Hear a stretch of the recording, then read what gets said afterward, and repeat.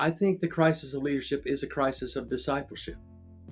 Is that is that the reason that people don't want to lead is because of misunderstanding of leadership and a misunderstanding of what it really means to be Christian and be a follower of Christ and mature and grow. Because if you look at what an elder is in the New Testament, you're just looking at a very mature person who's experienced life and not done it perfectly, but at least has some qualities that are able to help come alongside of people in their journey of life.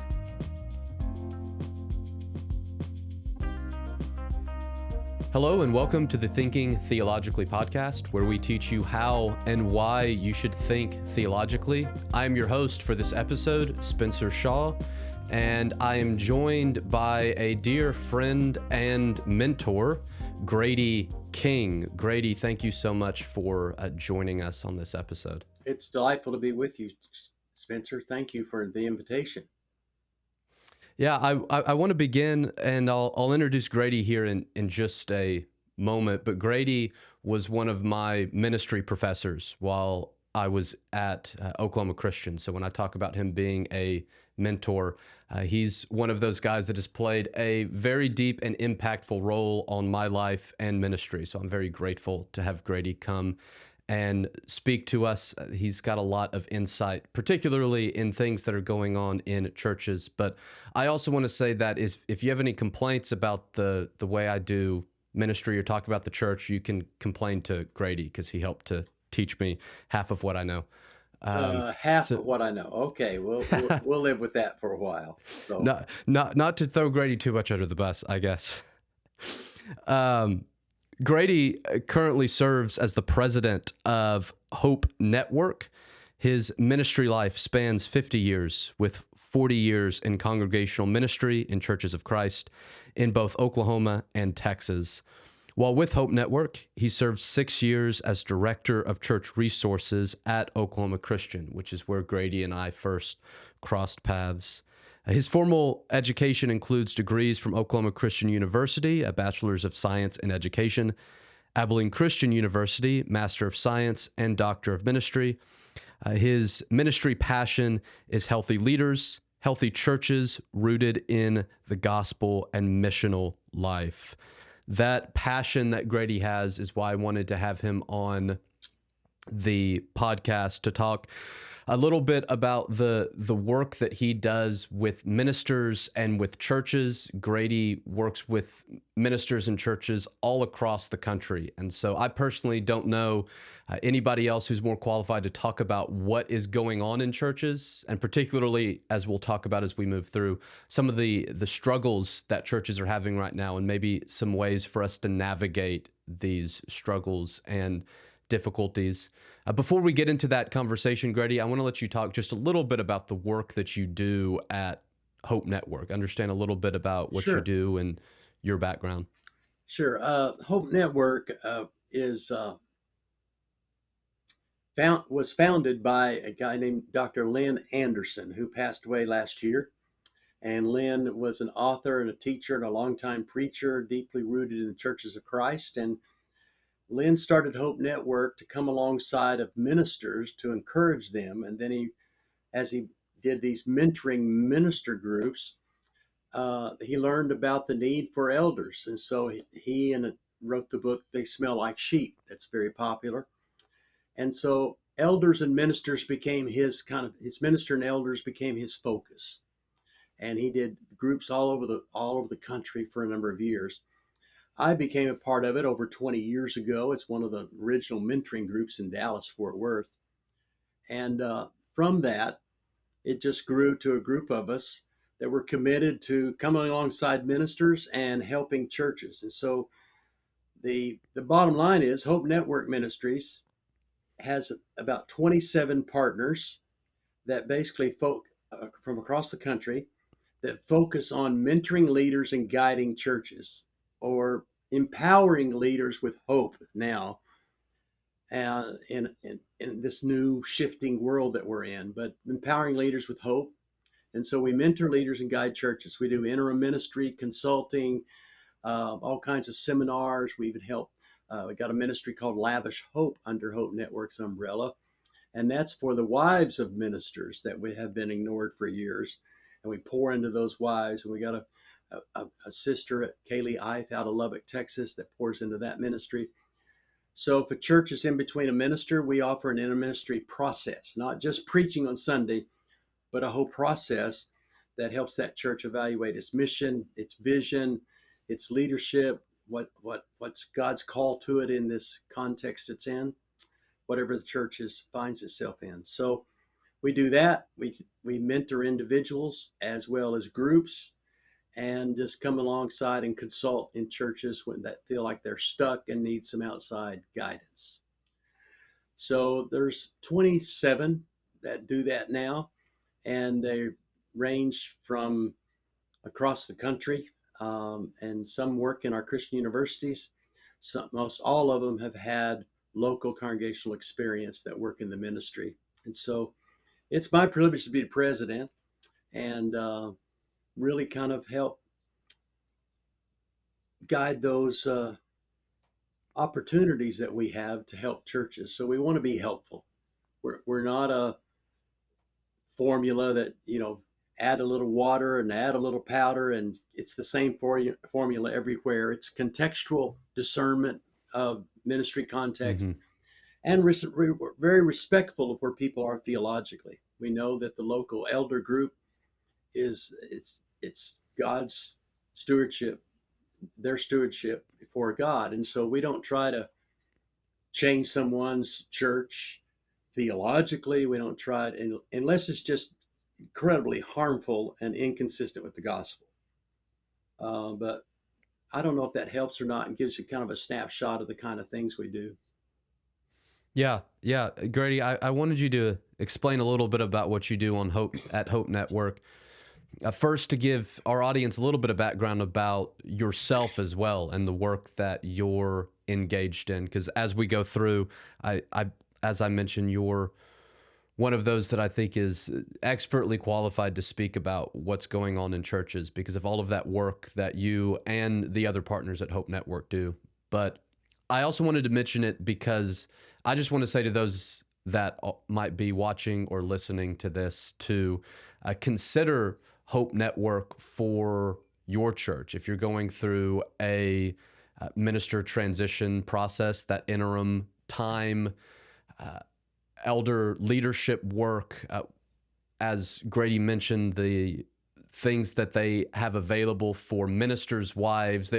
Hope Network has things that will benefit, I believe, any local church, no matter kind of what your need or struggle may be at this moment. I know the a church that I'm at now went through the interim ministry process with Hope Network, and they benefited tremendously from that before I got here, and I have benefited from the work that they did beforehand. So I just wanted to make sure. And Yeah, to give you an example, um, I think last year we were in over 250 churches in the continental United States, and we were, I think, worked over 450 individual church leaders. So we are not a church, not an organization that just has a little cookie cutter stuff. We try to lead with listening and consistent with the mission of God.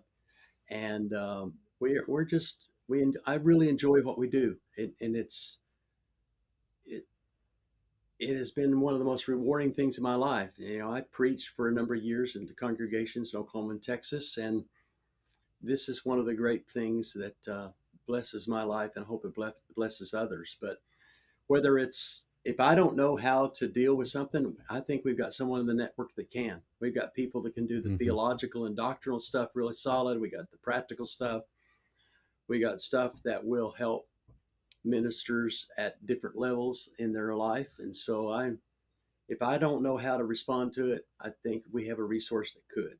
So anyway, that's the commercial part there, you know.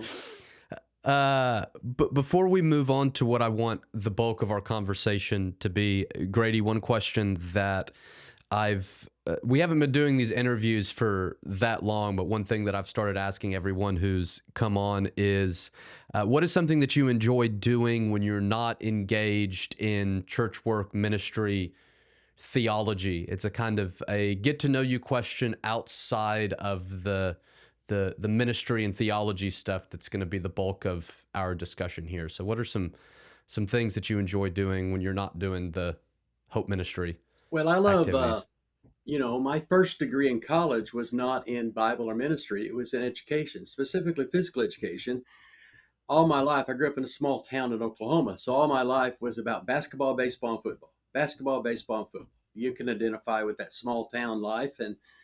And so I really wanted to be a basketball coach. Now I'm only 5'8" on a good day, and I can't dunk the basketball. I used to be able to shoot really well, but I think that's gone now too. So but I wanted to be a basketball and baseball coach, and that's what I intended to do until I believe God through others kind of pointed me toward ministry, and I started in youth ministry. So sports is a big thing for me. I think it's out of control in our country as far as the economic end of it. Don't get me started on the NIL and all that stuff with that's going on, but I love basketball. I know we have that in common, and I watch a lot of basketball, and I used to play a lot of basketball, and it's so sports is a hobby of mine. I love tennis. I like to golf, um, and I picked up pickleball. I had a hard year of some health struggles this last year, so I don't know that I'll be back at pickleball real soon. But I like gardening. I used to do backpacking in Colorado with young people. Church camp's still a big part of my life. It was till I got sick this last year. But God's given me new life, and I'm better. But those are the kind of things I enjoy yard work and that those kind of hobbies. And I love just reading, just broad based reading and music. I play the guitar and I like all that kind of stuff. So, but for the most part, you know, I've been consumed with ministry most of my life, and Hmm. it's been hard for me to learn how to relax. And as you know, as a preacher now, once that Sunday's over, you got the next Sunday coming, and it comes shorter and shorter, Yeah, quicker and quicker over the years. So, yeah. I can definitely relate. As you said, I think a lot of ministers can struggle with finding the ability to relax, which is why I think it's important for ministers to find hobbies and other people to surround themselves with. And I know, kind of like you, sports has been my thing. I've last 2 nights I played basketball for 3-4 hours a night with a couple of guys. So that's kind of what I do to kind of clear my mind. Though my fiance has to remind me that I'm not 19 anymore. I'm 29, and it started to playing 4 hours a night started to take a bit of a toll on my body. But I get, uh, I appreciate your I mean, comments there. I still like. I got neighborhood kids that have a basketball goal in the driveway, that kind of thing. And I'm so tempted to walk down there and say, "Hey guys, can I play?" But at, at my age, I'm thinking I just need to watch them a little bit rather than jump in there too much. Yeah, I just don't have the stability that I've had previously, but I yeah. appreciate it. Yeah. Okay. So I want to transition to our topic at hand. What we want to spend the majority of this episode talking about is to allow Grady, with his not only experience having worked in churches in various roles, from a minister in churches in Texas and Oklahoma, as we've mentioned, also in his role with Hope Network, in working with churches all over the country in various forms and fashions, to let him talk to a little bit to us about what church leadership looks like in the shifting times and culture that we live in, both outside and inside the church. I think all of us recognize that our world and our culture is shifting and changing, and it does so rather rapidly, which can make it very difficult to keep up with the world as it changes, because it's not something a lot of the times that always goes very, very slow, but a lot of the times there's rapid changing and shifting that happens in our world. The thing is, though, is that this is nothing new. It's an inevitable part of the nature of our world and culture. Times always have and always will change and shift. Maybe there's an argument to be made about things changing and shifting a little quicker in our world today. I think there might be some truth to that with the digital world that we live in, Hmm. how quickly That's right. information is able to be spread, the rise of information overload, and just all the things we have at our fingertips might make some of the shifts that used to take a little bit longer happen maybe a bit quicker now. But nevertheless, we're having these shifts, as have always been the case in our world. And so, as the people of God, as the church, followers of Jesus, we have always been forced to figure out what it means to be God's people in a new and shifting world. This isn't a unique question for the 21st century. It's a question that followers of Jesus, you could even say followers of God, all the way back to the life of Israel, their Hmm. Hmm. life shifted quite a bit as well. And they had to ask questions of, well, what does it mean to be God's people in a kingdom? What does it mean to be God's people in exile? What does it mean to be God's people under foreign occupation, but back at home? The temple gets rebuilt. Second Temple Judaism that leads into the ministry of Jesus, and then the followers of Jesus after that. So it's always been at the forefront of the minds of followers of God, followers of Jesus, of what does it mean to be God's people? Where do we find our identity as times, places, cultures shift? And so, particularly for our conversation in this episode, I want to focus in on some of those questions as it relates to church leaders. What does church leadership look like? How can leaders of our churches effectively lead and minister to their congregations, to their communities, as our time and culture continues to rapidly shift? So, one of the first way that I want to begin to address and think about some of these questions that we've brought up regarding leadership in shifting times is, Grady, to get your comments a little bit on the lack of leadership struggle that I think a lot of churches are facing. It seems to me that for many churches, particularly smaller churches, which happen to make up the majority of churches throughout the US, a lot of people don't realize the number of smaller churches that we have scattered throughout the country. And so we have a lot of smaller churches. And I think this is particularly an issue for them, but probably an issue for all churches in some form or fashion, is that for them, the leadership struggle begins with the struggle to find willing, good, and qualified leaders. I know in most churches that I've been a part of, which in my full-time ministry have been smaller churches, I know in pretty much every church there was a struggle in some form like this, of Hmm. finding good, qualified, a lot of the times willing people to step into some of the leadership roles. And so it makes it difficult to figure out, how do we lead in the shifting and difficult times that we're in when we have a lack of leaders to begin with. So, Grady, if you would, what can the church begin doing to solve, or at least find some positive footing to move forward with in light of our struggle to find leaders?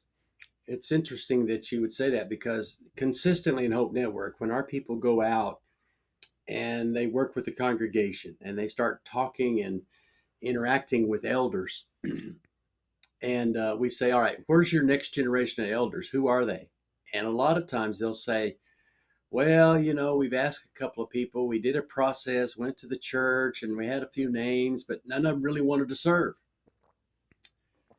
And then we go to the next church, and we consistently get that there's this just shortage of people willing to serve. And of course, we've got that passage in Timothy that talks about if anyone desires the office of a bishop. That's the old King James.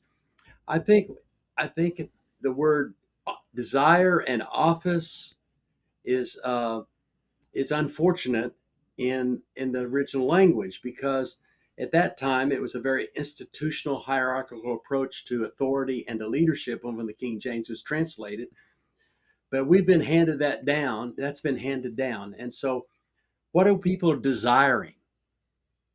You know, well, we haven't found too many desiring to be a board of directors in an institution where all the complaints come. Or as a friend of mine said years ago, it's like being a church leader is like putting a target on your back and handing people guns. Now that's pretty crude, but you become a target. And I think with the relativism in our culture, with where the culture is, that anything kind of goes, that people are struggling with the relevancy of religion and is it making any difference? I think the diversity of thought and diversity of opinions, being a leader is painful. It's real painful, more painful in my lifetime than it's ever been. And so, leaders, they bear weight. And if you're not willing to be a weight bearer, so desire, what are we desiring? Are we desiring to be decision makers in an institution, or are we desiring to really shepherd people in the spirit of what God wants as far as being followers of Christ? So to ask the question, where's the leaders coming from and who are they? The second question we always ask is, besides who are your next leaders, is what have you done in the past, or what are you doing to intentionally develop leaders? And most of the time, Spencer, we get zero. Well, we've had a few classes on it. The preachers preach a couple of series on what it means to be an elder, what it means to be a deacon, ministry person, or whatever. And out of that, we did a series there. We put an emphasis. We went out to the church, la da da da da. Same result. Very few want to step up because Mm-hmm. the price you have to pay. And desiring the quote office really translates to, are you willing to pay a price? And there is a price, and no one appreciates it till you've been in there. People don't know how hard it is. Plus, we select elders based on individual characteristics. Let's just use elders for a moment. And then when they get in there, they have to get into the room around a table, which intimates board. They have to learn to function together as a group. And a lot of times they don't learn. And we haven't done any orientation on what it means to function as a group. What's the personality mix? Where are you theologically? How do you have good conversation? How do you deal with conflict? Seldom, if any of that is dealt with. Long, we just assume they're mature men. They meet the qualifications. This is what God wants, and they're going to work it out. But we don't put any energy in. So I think that all contributes to why there's a lack of leadership, and people look out and go, if that's what it means, and I've seen it take a toll on you, then why in the world would I want to do that? And so I think that's contributed to it, along with some misunderstandings of what it really means to be a shepherd. Um, does any of that resonate, or something? Yeah, yeah. A couple of thoughts that I have, and I'd like to get your thoughts on this relating to the topic is it it almost seems to me like one thing that churches are struggling with right now in relation to younger generations. We're going to talk about this a little bit more in the Sure. next question that I've got, but the questions relating to deconstruction, which um, Scott McKnight's new book on deconstruction. is phenomenal. I got an advanced copy of it, and it was great. But because kind of what he's arguing, and when you talk to people who have deconstructed, you find this pretty quickly, is that the a lot of them, they're not leaving faith, they're not leaving the church. They may leave a church or a denomination or a tribe and find a home someplace else, but it's typically not going from faith to atheism, but it's a lot of the times deconstructing some of the negative That's experiences right. and negative, and I think sometimes harmful ways of presenting and talking about the gospel Yeah, that they grew up with. And they're deconstructing some of that. And I almost wonder if there's something similar that goes on when you're talking about the next generation of leaders, and it's what they've seen and that's right. experienced in the church cultures that they've been in have been negative, and they don't want a part of that. And they're not, maybe they're not going to the point of, well, I'm going to find another church, or I'm going to do this small group is going to become my church, or there's going to be some way for me to get out of the what they perceive as a toxic environment. Maybe it's not quite going that far, but it's just the uh, lack of willingness, I guess, to step into leadership roles, because I wonder if a lot of that just comes back to the way that we've established the cultures in our churches, and how sometimes maybe there's just a lot of unhealthy things that I think sometimes go on in our churches that lead not only to younger generations deconstructing and leaving, but also the next generations coming up having an unwillingness to step in to a leadership role because they're afraid of the toll that it will take on them. And maybe sometimes it's a toll that shouldn't be placed on them. Maybe there's some other unhealthy aspects of the church's culture. Oh, there's no doubt. I'm glad you brought up the McKnight and Is it Patterson? I think it's a book. I just finished it and been asked to review it at ACU's publication called Discernment that Ron Bruner actually edits. Ron's a good man, and so I just finished the deconstruction book, and it was enlightening to me that he's not trying to deal with the philosophical roots of deconstruction. He's talking about people who have, like you explained, like people who love Jesus, they love God, but the God and the Jesus they love and they see in the Gospels and the ministry of Jesus is so radically different than what they've experienced in church. And I do think those two tie together, deconstruction and why we can't get leaders is because of their experiences, you know? And so, but I think besides the crisis of leadership is really a crisis of discipleship, if that makes sense.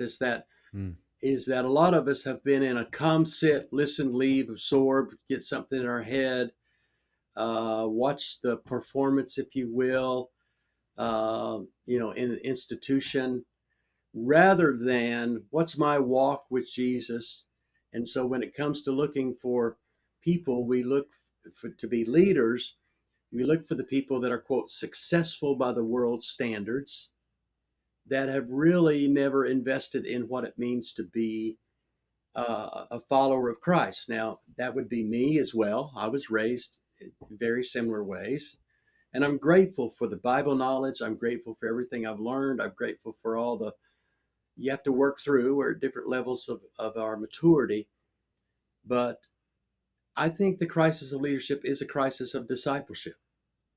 Is that the reason that people don't want to lead is because of misunderstanding of leadership and a misunderstanding of what it really means to be Christian and be a follower of Christ and mature and grow. Because if you look at what an elder is in the New Testament, you're just looking at a very mature person who's experienced life and not done it perfectly, but at least has some qualities that are able to help come alongside of people in their journey of life.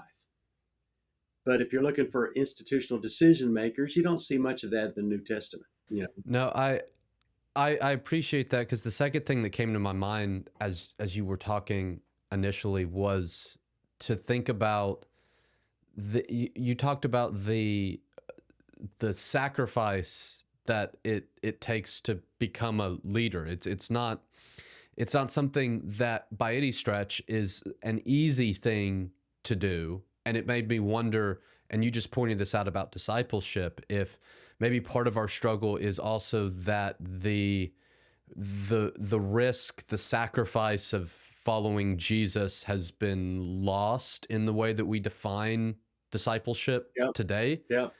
Kind of going back to, I think of when Bonhoeffer talked about cheap grace Yes. that doesn't require anything of me. It's not really, um, and so to your point, I from my experience, I think that's a great insight of being a discipleship problem of, well, what does it mean to be a follower of Jesus? What does it mean to be a part of the body of Christ? And kind of redefining the way that we think about those ideas and how that might transition into what it means to be a leader, willingness to be a leader into sacrifice, and also what we're looking for in leaders. You kind of mentioned that uh, Hmm. towards the end. Are we looking for people to be decision makers? If that's primarily what we're looking for, a lot of the times, in my experience, we get people that are just looking for power to make those decisions, Right. rather than those filled with the fruit of the Spirit who are seeking to faithfully shepherd the people of God, which is two very different ways of thinking about That's exactly church right. leadership. Um, I think that's a good way to transition to the second question that I have for you, for us to think about a little bit regarding the changing makeup of our congregation. So we've talked a little bit about the way that those who fill our pews, those that we're working with to raise up the next generation of leaders, those that leaders are called to lead and to shepherd, how our congregations are changing. So as times change, so does the makeup and thinking processes of our congregations. So congregations look and think differently today than they did a generation ago and a generation. I mean, you can keep kind of going through, and I can just speak of, I've only been on this earth 30 years. I grew up in the church, and church is very different now than it was even when I was a kid. Like I can see a difference in the way that the makeup Hmm. and the thinking processes of a lot of churches have changed just in my short lifetime. And so it seems to me that this is particularly true regarding the church's relationship to younger generations. So I mentioned earlier that I think maybe culture shifts and changes a little bit quicker today because of things like the internet and all the information we have at our fingertips. And that impacts younger generations more than older generations. And as younger generations come up, it seems to me that they're impacted more and more than the subsequent generations. So, like, I grew up, I remember when uh, Google became a thing. And so Right. I was kind of at that period where we were transitioning into the digital age. And so I see the impact that it's made on my generation. But then I'm at the tail end of the millennial generation. But then, like, my sister and even my fiance are technically a generation behind me, and I see, not that we're not that far apart age wise, but I can even see a difference because they both grew up with technology a lot more part of everyday life than I did. It was something further along in my childhood that started Right. becoming a Right. thing. So I grew up quite a bit without it. And then I do a lot of work with our teens here at church, and it's even more different for them. And you just see how, as younger generations come up, just from the technology side, the way that they think about life and faith and church is different. And I think that's shifting quicker than it has in the past, which leads to a unique challenge for leaders. So I want to let you speak a little bit to the changing makeup of congregations and how leaders can better engage with and lead their congregations in these shifting times and shifting makeups of our churches. Wow, that's a mouthful right there. I mean, that is a big we could go a couple hours on that. I'm sure people would be so interested listening for 2 hours, but it's in my lifetime, I'm in my I'm 69 years old. I know I look a lot younger. Thank you very much. But anyway, it's amazing what has shifted, and I'd say there's more shifts in the last 10 or 15 years than there were the 30 years before that. It's just exponential. Mm, Technology's done to that, but the makeup of our congregations, first of all, in general, in churches of Christ, we're an aging demographic. There are not too many churches that are predominantly under age 40 in churches of Christ. And those that are under age 40 tend to reflect, or not reflect, but tend to are simply staying or there because their parents and grandparents and great grandparents were there. And there are some wonderful things about the churches of Christ. I wouldn't know the Bible like I know the Bible without Church of Christ. However, today there is just this, I don't know, there's this kind of a popcorn understanding of Scripture. And we pick out the verses and we quote these verses and we're swimming in evangelical waters that's created such diversity. And so there's not this isolationism, which is good, but we also are not very discerning anymore about what we're listening to and where it's coming from and the roots of it, and asking the questions and testing the spirit, so to speak, as First John 4 talks about. So the congregational makeup is we're aging, we're more diverse than we've ever been.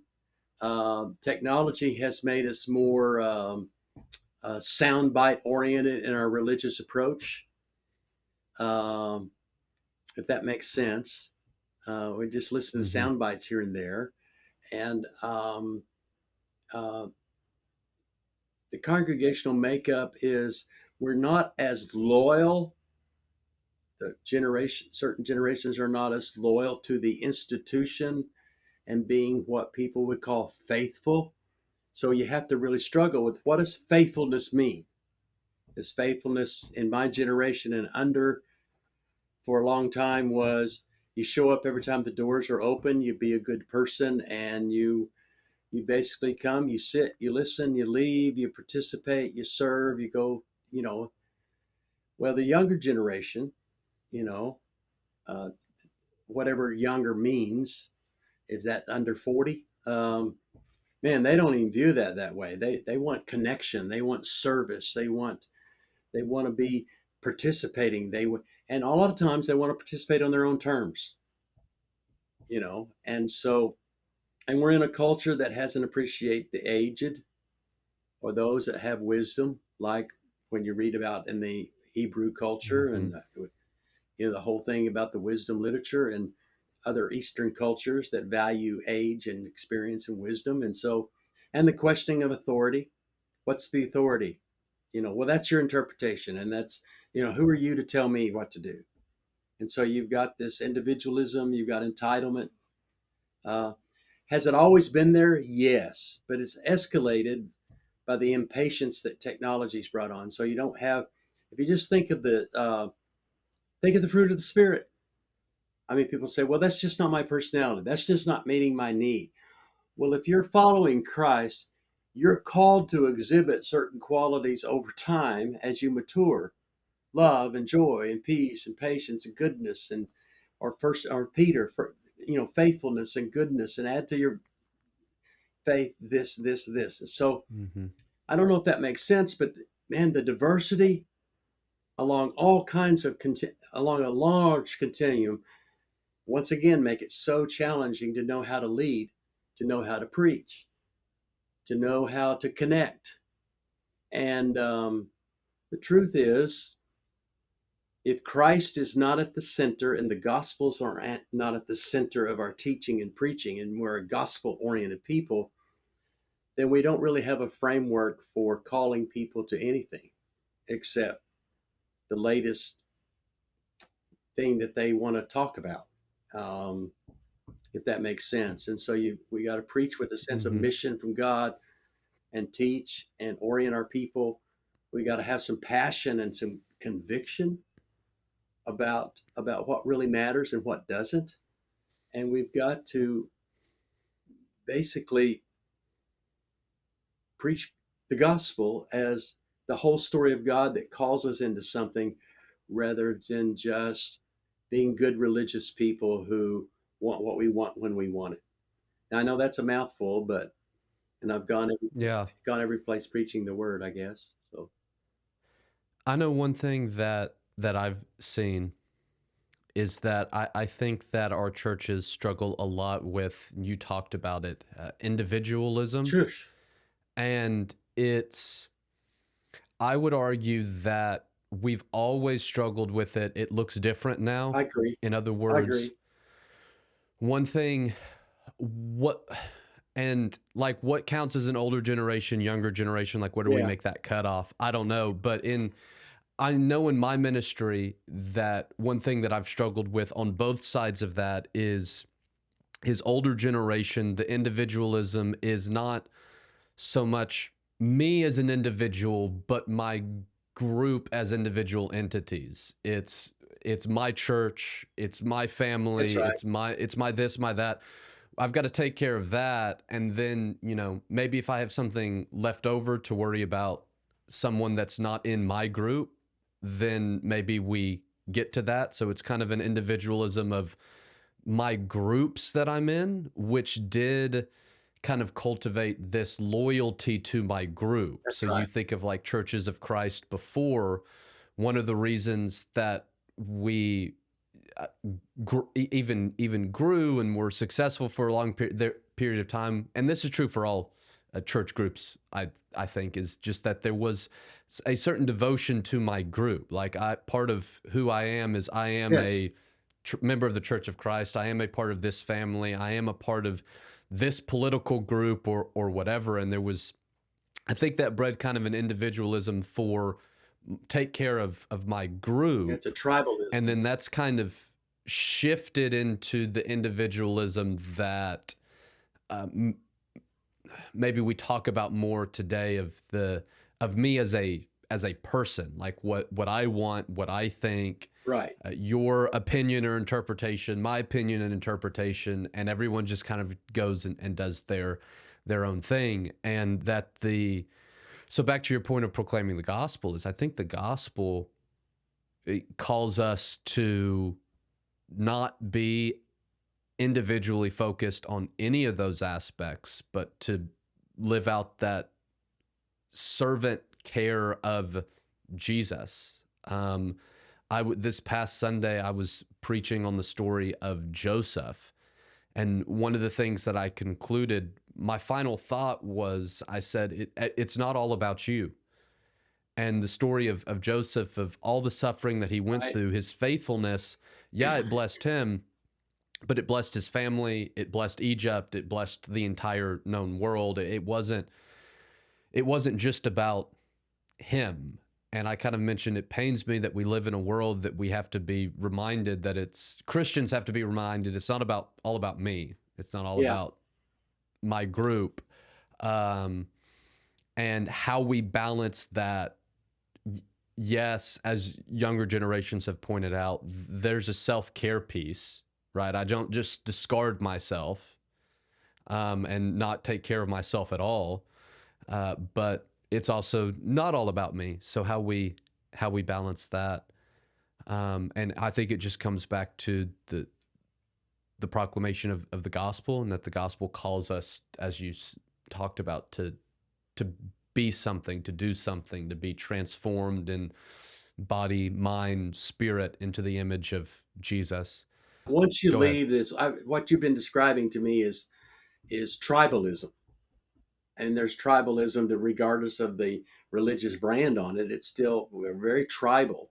And once you decide that it's okay to leave the tribe, then it opens the door up for which is fine. But you got to realize once you decide to leave the tribe or shift away from the tribe, you end up kind of on an island yourself about the self. And so, the gospel is Mm. communal in nature. And I think we've had a kind of a radical individualistic understanding of what it meant to be saved and that's divorced away from the larger communal aspect of what the gospel calls us to. Well, I was in this vein. There was just one more thing I was going to have you touch on real quickly, and that what I've seen in, and you talked about this a little bit. What I've seen in my engagement, especially doing a lot of youth things over the past year, is you mentioned it, younger generations define faithfulness Oh, differently, yeah, absolutely.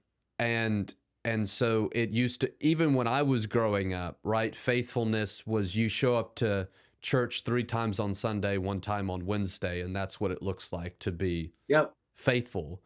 And most younger generations have been like, that's not what faithfulness looks like. And in some ways it's good, kind of turning towards a relationship with Jesus, but sometimes, as you just mentioned, that ends up removing us from community, and faith is a communal activity. Yes, it And so is. kind of balancing of, yeah, faithfulness isn't, you can show up every time the doors are open and not be faithful. There's something more to faithfulness, but my faith isn't purely lived out on an individual plane. It's lived out in community. And coupled with that, I've noticed that younger generations are asking very different and almost exclusively better questions about faith and Yes. the gospel. And so our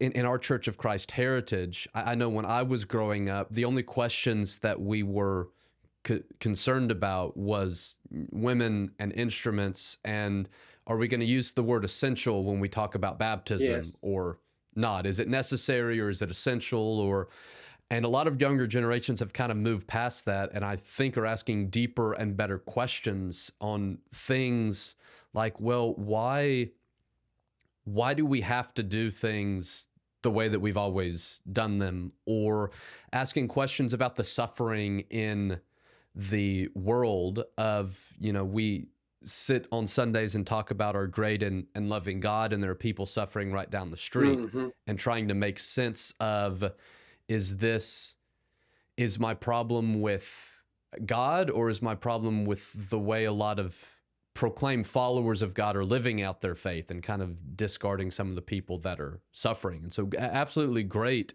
questions.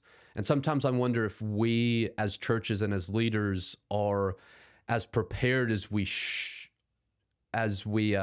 be to engage in the new questions that people are asking, and the new ways that they're defining faithfulness. And maybe how do we better engage those questions that they're asking? And sometimes I think, like, catch up. It's almost like a lot of our churches, we're almost, I feel sometimes, a couple generations behind in the questions that we're addressing. And how do we catch up with what the questions and concerns are of the actual people? I wish I could say that comment you made about a couple of generations behind that this is the only time it's ever happened. But I find that's pretty consistent through my lifetime anyway, that we always feel like we're behind the eight ball, so to speak. One of the things, Spencer, that I would highly recommend is leaders need to be better listeners. Leaders need to be better listeners. And so what happens if you would pilot a group in your church of 12 people, and six of them are under age 40 and six of them are over age 40, and you facilitate a conversation of what it's like to be you in your world today, and you're thinking about God and about Christ, and just have each other listen and paraphrase what you hear them saying. Learning to listen, leaders have to learn to listen. That's the first move. And so we don't have to be threatened by that. Truth is not threatened, and we don't have to be threatened by that. And learning to listen rather than dumping on the preacher to do a series that's going to solve the problem. Let's listen to where people are and their perspectives. And, that would be so much more helpful. And I advise leaders all the time, listen, just intentionally develop things that allow you to listen, or develop a group that will talk and others around them in the room simply have to listen and take notes of what they're saying, and then somebody facilitate conversation. So what are the conversations that matter? And for young people, however you define that, the conversations that matter to them are so much, as you pointed out, radically different than people my age. They're just not there. Now, biblical illiteracy is at an all-time high. Not Mhm. the incapacity to even think contextually and reason from a context in Scripture to make an application is so incredibly difficult on any given Sunday in any place, whether the pew or the Bible classroom. It's just amazing how the rabbits are chased everywhere with a verse here and a verse there and a moralistic tone here and here.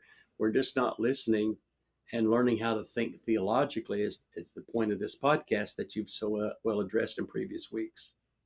I I appreciate that because I've learned on Wednesday nights I teach our teen class, and we don't there's no curriculum that I use. I show up with really normally nothing prepared, not because I'm lazy, but I let them talk, ask questions, listen, and that kind of drives the we have right now we have kind of a basic structure. We're kind of moving through the story of God, from who is his God, the creation, fall, how the world come to look like it is now, how did Jesus solve it. We're kind of to an ethical thing of, well, what does it look like to live as a part of the kingdom. But most of what I do is sit and listen, and I found it's very beneficial to them. It helps them to think and to reason through some of the stuff that we're talking about. But it's been much more of a blessing to me than I think to Oh them. yeah. I don't know if they realize it, but to be able to sit there and just listen to their thoughts,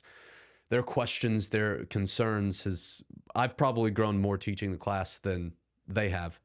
Um, and so I know I've seen firsthand, just on a small scale, what you're talking about the importance of listening. And that's a great transition into the final thing that we'll talk about is listening and communication, particularly among leaders. Sometimes a church's leadership struggle is not to communicate with the congregation, but to communicate with each other. And so it's kind of like the next step of we can do a good job of sitting and listening, communicating with, talking with those in our congregation, different generations, the questions and concerns that they have. But if a leadership is unable to communicate internally, to kind of take what we're doing out there and to come together as a leadership and talk about and synthesize this information, make decisions, um, lead as a group, it's going to be difficult to implement a lot of the things that we've talked about. So, if you would provide us with a little bit of practical advice for internal leadership communication, how can our leadership or elder groups better communicate internally so that I think better communication externally will flow from that? Yeah, that's a very, that is to me, in our experience in Hope Network and my own personal experience, is we have some really good men as a whole serving as elders in our congregations. I've worked with close to 100 elders in 5 churches. And I can only think of one man that I felt like had no business being in the leadership through his behavior, his spirit, uh, his motives. The other 99, if you will, were basically good men, and they were sincere men. and they had all kinds of theological. They ran the theological spectrum, but none of them would admit that they were really trained or oriented to knowing how to function in a group of elders. And Mm. and so I'm not down on elders, and I don't, because I could be one, and I've been asked to be one. Well, even as the preacher, but I thought that was a conflict of interest, so I chose not to. But I don't think they're bad guys, and I don't think they're married to bad women, you know. And so, as a whole, we're not taught we're not equipped on how to function in a group with our personalities, with our how to have hard conversations, Mm. how to deal with conflict, how to understand what it means to be a non reactionary person. And here's a biggie: how to listen to what's going on rather than arguing with the content of what's being said. How to listen to what's going on. What's the dynamic? What's the Mm. process dynamic? That's good. Because sometimes it doesn't matter what the issue is. Elders get tired to have the same thing. We kick the can down the road because we can't make a decision. A lot of times that's rooted in fear or understanding that I am representing a group of people in the church, which is not what they're called to do. They're called to shepherd Yeah. people to a greener pasture and help them mature and grow rather than simply be a representative. They're not a congressman or a U.S. senator. And so some of those dynamics of personality, of theology, of learning how to have hard conversations, of dealing with differences, or sometimes just knowing how to do discernment together. Um, I wrote years ago, based on my experience at one church in the book Navigating the Storm that we put out through Hope Network, uh, the practice of communal discernment is how what's a method for elders working through a hard decision, whether that's doctrinal, theological, or moral, because we tend to answer, not just here's the snapshot. We tend to have, as a church leader, whether it's a minister, elder, whatever, we tend to look at things. We have a theological or a biblical understanding of where we are. There's a pastoral dimension to what we influences our decisions, and there is a personal reflection. So I can say, yes, this is right theologically. I don't like how it's going to hit my friends if we choose this. And personally, I'm not Mm. quite there yet. Well, those are three different places, but that's all at work at the same time. So I put together kind of a process document, if you will, which Yeah. brings up the word process, or as they say in Canada, my Canadian friends, process, uh, a process document because we basically need a model of knowing how to have these conversations and reach consensus on some things, and through that the Holy Spirit can work. And sometimes you can't get consensus, you got to just give it some time and prayer and more conversation. But that's how I found that very helpful, and it came out of my experience on deciding some things in a local context. When I preached in Irving, Texas, we were struggling with a couple of hard things. We had 17 elders. And so, how's 17 men going to make a decision? Well, we kicked that can down the road for weeks. But on one night, in about 2 hours and 15 minutes through this process, which we're not patient with process as a whole, Mm-hmm. we're just not. We just want the answer. We want a solution. Here's what's right. Here's what's wrong. And even in the New Testament, it didn't happen that way. Jerusalem Council, you know, Paul's opinion of was it Barnabas? No, John Mark. When Paul and John Mark, he didn't want to take him on the missionary journey, but later he said, kind of received John Mark in Colossians. So I mean, who matured there, Paul or John Mark? So it's individual level as well as a communal level, like the Jerusalem Conference. I don't know if that all helps or hurts. What? I appreciate that. I know something that stuck out to me just from my experience is how much we do kick the Oh, can down the road, and the fear sometimes of making decisions, because there are a lot of hard decisions that leadership has to make that not every and not everybody's going to like every decision that you make. And so sometimes it's easier not to make a decision. That doesn't mean that that's the most faithful decision to make, to not make a Yeah. decision. Fear's a biggie. And Yeah. just learning, as I think you talked about well, how to kind of think about and navigate through some of those difficult conversations. That's all the questions I have. Grady, is there anything you want to add before we close out? No, well, I would add this that it's a challenge to be a leader today. It's always been challenging to be a leader. Leaders always have to pay a price. There's always a sacrifice. We're always going to bear people's weight. We're following Christ. And if we're following Christ, he went to the cross. We're called to go to the cross, and that's not just in order to be saved. That's a life, and Mm-hmm. there is pain, and we're going to pay a price for it. And so that we have to count the cost on that. And sometimes we don't know when we're young what that cost is till we get older and experience some of it. I mean, that just there it is. We are experimenting in Hope Network with a congregational leadership initiative, which basically has 8 weeks of discipleship and then 4 weeks of talking about theological leadership and then conflict and leadership models that we take elders and potential leaders in the church, whether they're going to be elders or not. We take couples through a congregational leadership initiative of orienting them. It's not a bunch of head stuff, it's a bunch of practical stuff. And Mm. we're leaning heavily upon people learning to communicate and share and deal with what it means to grow up in Christ and be. The other unit is emotional maturity, because I just don't. People seem to lack the emotional resources to be very resilient today.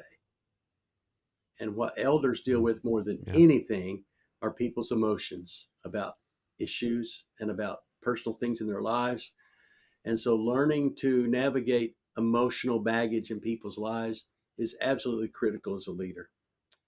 So, man, I'm honored to be here. I know I've probably chased a lot of rabbits around the field of theology and practical ministry, but I value your friendship and thank you for inviting me. I appreciate that, Grady. I'm very glad that you were willing to come on and talk to us. I know that your thoughts will be a blessing to those who are watching or listening, in conjunction with all the great work that you do at Hope Network. So if you are watching this or listening to this episode, I first want to encourage you to go check out Hope Network Ministries, and all the work that Grady and others do there. I promise you, it will be worth your time to look into all the variety of resources that they offer to churches and church leaders. That's the end of our episode. And so, as we conclude, I want to encourage you to go follow us on our social media. We are everywhere that social media is available: Facebook, Instagram, TikTok, YouTube. We're there in some form or fashion. If you find us there, make sure to like or subscribe to our pages. Also, go and check out our website where all of our content, including additional content to the podcast, is available at thinkingtheologically.org. If you're over there, you can also subscribe to our newsletter, where we regularly send directly into your inbox all of the recent content that we are consistently putting out. So go and check us out in all of those different locations. I'm Spencer. We're grateful to have Grady with us for this episode, and we will see you next time.